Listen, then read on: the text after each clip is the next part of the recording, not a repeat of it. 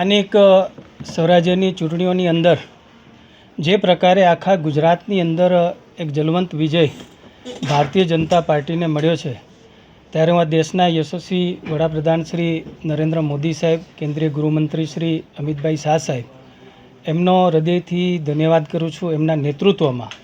અને વિશેષ માર્ગદર્શનમાં ગુજરાત રાજ્યના મુખ્યમંત્રી શ્રી ભૂપેન્દ્રભાઈ પટેલ સાહેબ અને અમારા પ્રદેશ અધ્યક્ષ આદરણીય શ્રી જગદીશભાઈ વિશ્વકર્માના માર્ગદર્શનમાં જે સ્થાનિક સ્વરાજ્યની ચૂંટણીઓ લડાણી, અને એમાં પણ વિશેષ જો કચ્છની વાત કરીએ, કચ્છ જિલ્લા ભાજપના પ્રમુખ શ્રી અમારા દેવજીભાઈના નેતૃત્વમાં આ બધી ચૂંટણીઓ થઈ. પ્રદેશ મહામંત્રી અને ધારાસભ્ય શ્રી માંડવી આપણા આદરણીય શ્રી અનિરુદ્ધભાઈ, અમારા અન્ય 5 ધારાસભ્યશ્રીઓ, અમારી પાર્ટીના 3 મહામંત્રીશ્રીઓ ભાઈ શ્રી ધવલભાઈ, ભીમજીભાઈ, હિતેશભાઈ, અને મેં કીધું એમ અમારી જે કાર્યકર્તાની ટીમ છે, અમારા આગેવાનો છે, સૌ સાથે મળી કરીને અમે કચ્છની અંદર જે આ ચૂંટણી લડ્યા હતા, એમાં પહેલી વખત કચ્છની અંદર એક ઐતિહાસિક વિજય પ્રાપ્ત થયો છે.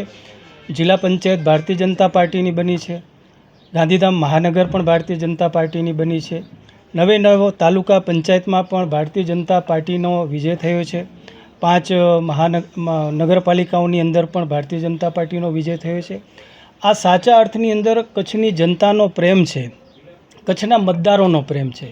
કચ્છની જનતા અને મતદારોએ જેમ 6 ધારાસભ્યો 2022માં ભારતીય જનતા પાર્ટીને આપ્યા હતા, સતત ત્રીજી ટર્મ મને જે કચ્છની જનતાનો પ્રેમ મળ્યો છે. અને આ વાસ્તવિકતા બતાવે છે કચ્છની અંદર કે ધરતીકંપ પછી જે પ્રકારે અહીંયા ડેવલપમેન્ટ થયું, અને નરેન્દ્ર મોદી સાહેબ જેમની દ્રષ્ટિ કચ્છ પ્રત્યે રહી, અને આજે પણ કચ્છની જનતા એમને યાદ કરે છે, એમના પ્રત્યેનો પ્રેમ આજે જોવા મળી રહ્યો છે. ને એ પરિણામ આજે કચ્છની અંદર મળ્યું છે.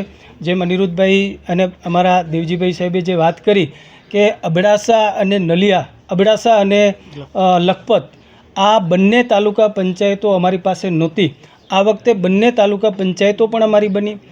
એ ઉપરાંત દિનારા, પાણંદ્રો, ભીમાસર, આ બધી સીટો 15-20 વર્ષ પછી ભારતીય જનતા પાર્ટી ત્યાં જીતી છે.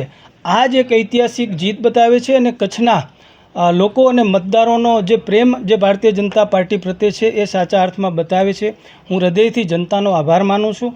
અમારા મોવડી મંડળ અને અમારા બૂથના બધા જ કાર્યકર્તાઓને હૃદયથી અભિનંદન પાઠવું. દરેક ચૂંટણી ભારતીય જનતા પાર્ટીના કાર્યકર્તાઓ કંઈક ને કંઈક ચૂંટણી છે કાર્યકર્તાઓને શીખવતી હોય છે.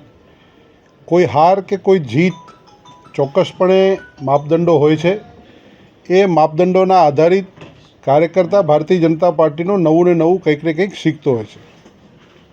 ક્યાંક પુષ્કળ સમર્થન, એટલે કે માંડવી નગરપાલિકાની અંદર ક્લીન સ્વીપ, માંડવી નગર એ કોંગ્રેસ મુક્ત બન્યું છે. તો ક્યાંક સીટ 1-2 ઓછી થઈ હશે. મુંદ્રાની અંદર અગાઉ 20 સીટો હતી, આ વખતે 19 સીટો થઈ છે, 1-8 સીટ ઓછી થઈ છે.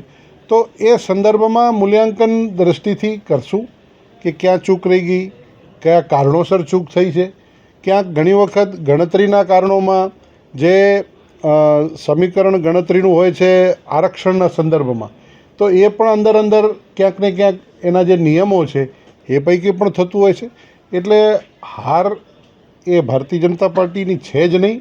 હું આપની વચ્ચે કહેવા માગું છું કે સમગ્ર કચ્છ જિલ્લાની અંદર ભારતીય જનતા પાર્ટીનો ભગવો નારાયણ સરોવરથી આડેસર સુધી લહેરાયો છે. અગાઉની તાલુકા પંચાયતો લખપત અને અબડાસા નથી, એ ભારતીય જનતા પાર્ટીની બની છે. સમગ્ર જિલ્લા પંચાયત પણ ભારતીય જનતા પાર્ટીની બની છે.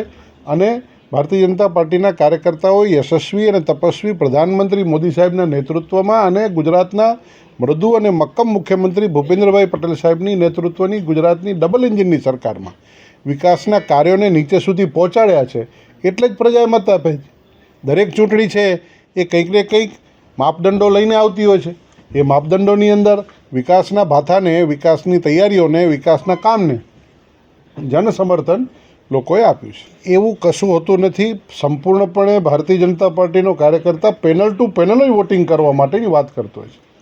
અને પેનલની અંદર 4 મત આપવાના હોતા હોય છે, અને નીચે રજિસ્ટ્રેશન કરવાનું આવે છે. એ નગરપાલિકાની એક પદ્ધતિ હોય છે. એટલે ક્યાંય પેનલ તૂટી હોય એવું હજી અમારા ધ્યાનમાં ક્યાંક આવ્યું હશે તો એ માત્ર મેં તમને જે કીધું આરક્ષણ, જે આરક્ષણનો જે વિષય છે એના સંદર્ભે ક્યાંક આગુ પાછું થયું હશે, બાકી ક્યાંય પેનલ તૂટી હોય અને ક્યાંય મુશ્કેલી થઈ હોય એવું ધ્યાનમાં નથી આવ્યું. તેમ છતાં પણ ધ્યાનમાં આવશે તો ચોક્કસ ધ્યાનમાં લઈશું. ભારતીય જનતા પાર્ટીના સૌ કાર્યકર્તાઓ ખભે ખભા મિલાવી અને ભારતીય જનતા પાર્ટીને જીતાડવા માટેના તનતોડ પ્રયત્નો કરતા હોય છે. હાર કે જીત, તમે મારું આપને સીધો વાત છે કે જે 2 તાલુકા પંચાયતો નથી એના ઉપર આપનું ધ્યાન જવું એ આવશ્યક છે કે જે કોંગ્રેસ પાસે 2 તાલુકા પંચાયતો નથી એને જીતીને બતાવી છે. એ ભારતીય જનતા પાર્ટીના કાર્યકર્તાઓ જીતીને બતાવી છે. એ ભારતીય જનતા પાર્ટીના વિકાસના કામોને કારણે જીતાય છે. એ ભારતીય જનતા પાર્ટીના દેશના મોદી સાહેબ અને ગુજરાતના મુખ્યમંત્રી સાહેબના ડબલ એન્જિનના સરકારના કામે અને સંગઠનના નેતૃત્વના કામે જીતી છે. એ દ્રષ્ટિથી મૂલવવું જોઈએ. તો પછી રત્નાલમાં કામ નહીં થયું એવું માની શકાય? એવું કશું જ નથી હોતું, એ તમારો મત છે. પરંતુ આ ક્યાંક ને ક્યાંક આ દ્રષ્ટિથી જ થતું હોય છે. લોકોનું માનસ છે એને પણ અમે અભ્યાસ કરીશું અને એ અભ્યાસને જ આપણે આગળ વધારીશું. અમારા માટે કોઈ ચૂંટણી હલકામાં એટલે કે નાનામાં ગણવાની રહેતી નથી.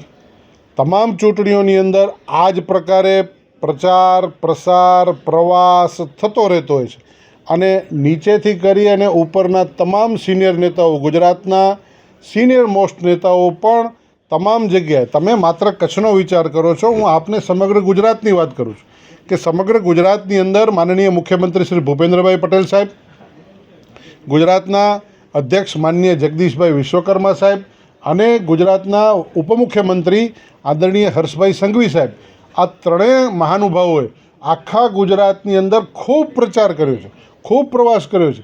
ક્યાંક રોડ શો કર્યા છે, ક્યાંક બેઠકો કરી છે, ક્યાંક ઓટલા બેઠકો કરી છે, ક્યાંક કિસાન બેઠકો કરી છે, ક્યાંક બુદ્ધિજીવીઓની બેઠક કરી છે, ક્યાંક સંમેલનો કર્યા છે, ક્યાંક વિજય વિશ્વાસના સંમેલનો કર્યા છે. આખા ગુજરાતના કોઈ પણ જિલ્લો આ ત્રણેય મહાનુભાવોના પ્રવાસ વગર બાકી રહ્યો નથી. એટલે મહાનુભાવોનો પ્રવાસ થાય એ આવશ્યક છે. એને કારણે નીચેના કાર્યકર્તાઓનો જોમ જુસ્સો વધતો હોય છે. મહાનુભાવો પ્રચાર અર્થે નીકળે એટલે નાનો કાર્યકર્તા, તાલુકાનો કાર્યકર્તા, જિલ્લાનો કાર્યકર્તા એક જોમ અને જોશથી કાર્ય કરતો હોય છે. એવું આ થતું એવું કશું હોતું નથી. દરેક વખતે ચૂંટણીની પેટર્ન અલગ અલગ રહેતી હોય છે. દરેક વખતે ચૂંટણીનું મૂલ્યાંકન પણ અલગ અલગ હોતું હોય છે. એટલે આજે તો જીતનો વિશ્વાસ અને જીતનો વિજય આપના માધ્યમથી સમગ્ર સ્થાનિક લોકોને અભિનંદન આપવાનો છે, કાર્યકર્તાઓને પ્રોત્સાહિત કરવાનો છે, નેતાગીરીનો આભાર માનવા માટેનો છે. બાકી આ બધા જે પ્રશ્નો છે આપના એ અત્યારે સ્થાનિક ઉદ્ભવેલા છે, એવું કશું હોતું નથી અને એ પ્રચાર પ્રસારની પદ્ધતિ અલગ અલગ દર વખતે હોતી હોય છે. સ્થાનિક સ્વરાજની ચૂંટણીના પરિણામો આવ્યા છે તે સર્વત્ર કચ્છ જિલ્લામાં ભારતીય જનતા પાર્ટીનો ભગવો લહેરાયો છે. સમગ્ર કચ્છમાં અત્યાર સુધી જે કંઈ વર્ષો પહેલાંની વાત કરીએ તો અમે એવી કેટલી જિલ્લા પંચાયતો છે જે 30 વર્ષ થયા, 35 વર્ષ થયા જીત્યા ને તે જીત્યા છીએ. અને જે પ્રકારે અમારે મહાનગરપાલિકા, જિલ્લા પંચાયત, 5 નગરપાલિકાઓ, 9 તાલુકા પંચાયતો બધામાં સાર્વત્રિક રીતે ભારતીય જનતા પાર્ટીની બોડી બનવાની છે. ત્યારે હું સમગ્ર જનતા જનાર્દનનો અત્રેથી આભાર માનું છું. ભુજને લાગે વળગે ત્યાં સુધી ભારતીય જનતા પાર્ટીનું સમગ્ર સંગઠન પણ ઈચ્છે છે કે એ મહાનગરપાલિકામાં જાય. એટલા માટે સમગ્ર અમારી ટીમ, સાંસદ, અમારા સ્થાનિક ધારાસભ્યશ્રી સૌએ અમે ઉપર સુધી રજૂઆત કરી છે અને અમને ભરોસો છે કે સરકાર એની પ્રક્રિયાઓ બધી પૂરી થશે પછી મને એવું લાગે છે કે એ દિશામાં વિચારશે એવું અમને લાગે છે. એ સ્વાભાવિક જ છે. એ ક્યાંક ને ક્યાંક અમને વધુ મળી છે, ક્યાંક જનસમર્થન ઓછું, એટલે મોટાભાગે જનસમર્થન સમગ્ર જિલ્લામાં મળ્યું હોય. સ્થાનિકે ક્યાંય ઓછી 1-2 સીટો વધી હોય, ઘટી હોય, એ સ્વાભાવિક જ છે. ચૂંટણીમાં આવું થતું હોય છે. અમારો વર્ષોનો અનુભવ છે કે ચૂંટણીમાં ઉતાર ચઢાવ ક્યાંક ને ક્યાંક હોય. ત્યારે એક નગરપાલિકામાં ગયા વખતે અમે અંજારમાં બધી સીટો 35-36માંથી આવતી ઓછી આવી તો માંડવીમાં આવી છે. સ્વાભાવિક જ ક્યાંક ને ક્યાંક કામગીરીનું અમે મૂલ્યાંકન કરશું કે અમારી ચૂક થઈ હશે જે નગરસેવકોની, એનું પણ અમે ધ્યાન રાખી અને આગામી સમયમાં આ ચૂક ના થાય એના માટે પ્રયત્ન કરશું.